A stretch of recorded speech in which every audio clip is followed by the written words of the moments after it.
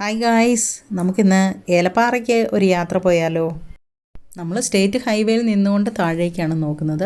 അവിടെ ഒരു ഒറ്റയടി പാത, അതിലൂടെ വാഹനങ്ങൾ തലങ്ങനെയും മലങ്ങനെയൊക്കെ പോകുന്നത് നമുക്ക് കാണാനായിട്ട് സാധിക്കും. അതിവിശാലമായിട്ടുള്ള തേയിലത്തോട്ടങ്ങളും അവിടെ ഇടയ്ക്ക് തണൽ വൃക്ഷങ്ങളൊക്കെ നമുക്ക് കാണാനായിട്ട് സാധിക്കും.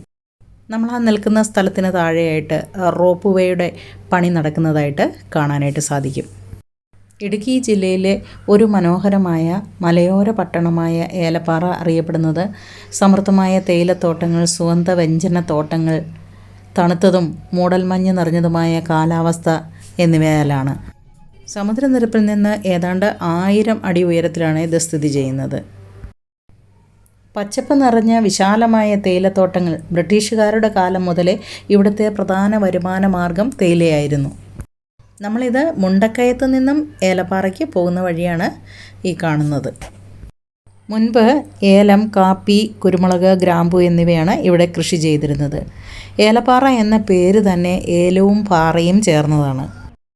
ഇവിടെ നമ്മൾക്ക് റോഡിൻ്റെ സൈഡിലായിട്ട് കുറച്ച് പശുക്കളെയൊക്കെ കാണാനായിട്ട് സാധിക്കും. ഇവിടുത്തെ സ്ഥിരം ടീമുകളാണ്. അവരിവിടെ റെസ്റ്റ് എടുക്കുന്നതാണ് നമ്മളീ കാണുന്നത്. വർഷം മുഴുവനും സുഖകരമായ തണുപ്പും കോടമഞ്ഞും നിറഞ്ഞ അന്തരീക്ഷം, സഞ്ചാരികളെ ആകർഷിക്കുന്ന വ്യൂ പോയിൻറ്റുകൾ, കളകളനാദത്തോടെ ഒഴുകുന്ന അരുവികൾ, എവിടെ നോക്കിയാലും പച്ചപ്പ് നിറഞ്ഞ മലനിരകൾ, കണ്ണെടുക്കാനേ തോന്നില്ല.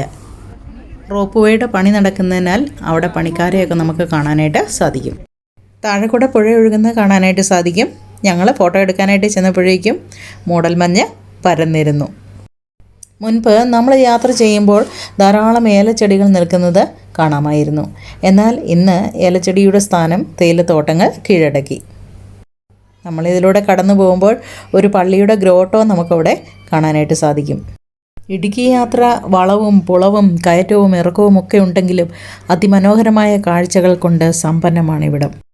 കൊടും തണുപ്പത്ത് മൊബൈൽ ഐസ്ക്രീം പാർലർ ഉണ്ടായിരുന്നതുകൊണ്ട് അവിടെ ഞങ്ങൾ ഐസ്ക്രീമിൻ്റെ വിവിധ ഫ്ലേവറുകൾ ടേസ്റ്റ് ചെയ്യാനായിട്ട് സാധിച്ചു. അതിമനോഹരമായ ഒരു പറുദീസ പോലെ കാണപ്പെടുന്ന ഈ സ്ഥലം ഒരിക്കലെങ്കിലും എക്സ്പ്ലോർ ചെയ്യുന്നത് വളരെ നല്ലതാണ്. ഞങ്ങൾ ഈ റോഡിലൂടെ ഐസ്ക്രീം നുണഞ്ഞുകൊണ്ട് നടന്നു. അതൊരു വല്ലാത്ത എക്സ്പീരിയൻസ് ആയിരുന്നു. ഇടയ്ക്ക് തേയിലത്തോട്ടത്തിൽ ഫോട്ടോ എടുക്കാനായിട്ടൊക്കെ ഇറങ്ങിയായിരുന്നു. എങ്കിലും അവിടെ ധാരാളം ഈ രക്തം കുടിക്കുന്ന അട്ടകൾ, ഈ തോട്ടപ്പുഴു എന്ന പേരിൽ അറിയപ്പെടുന്ന ഈ അട്ടകളുള്ളത് കൊണ്ട് നമ്മൾ ഒരുപാട് സൂക്ഷിക്കേണ്ടതായിരുന്നു. അതുകൊണ്ട് ഞങ്ങൾ അധികം നേരമൊന്നും അവിടെ സ്പെൻഡ് ചെയ്തില്ല.